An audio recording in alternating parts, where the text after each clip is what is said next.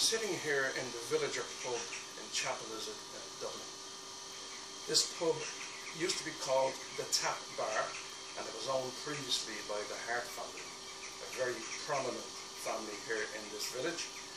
Frank Harte was a collector and singer of old songs, particularly old Dublin songs. Unfortunately, Frank is no longer with us, so I'm going to sing one of his songs in his memory. It's called the Maid from Cabra, and I'd like to point out that all of the places mentioned in this song are all here in Dublin. So here goes. Well, it's all for the love of a fair young maid from Cabra West did reside. Myself I lived in Donnybrook, that's a 1 on Fippany ride. But there was a fly in the ointment that you very seldom see. Although I loved her very well, she was in love with a Portuguese.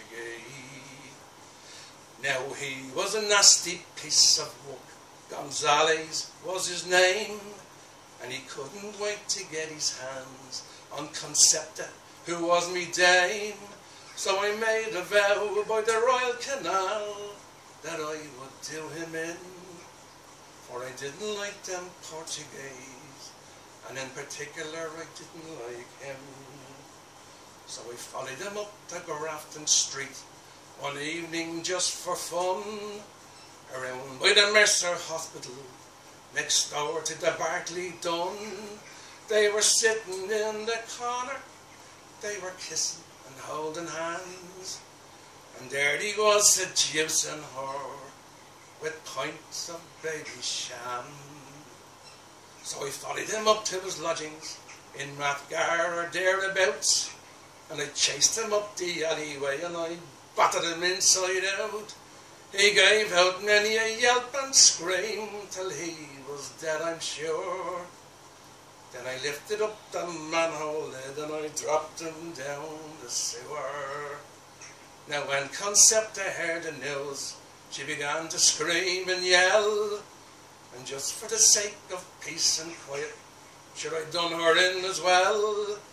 And now I'm up before the judge to answer for me crimes.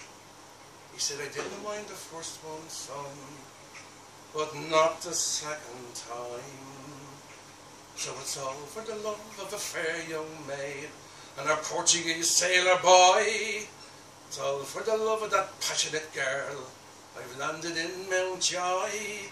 And if I ever get the chance, I'll mend me ways, you'll see.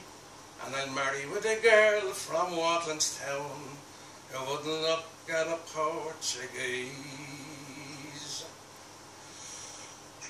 You know, well,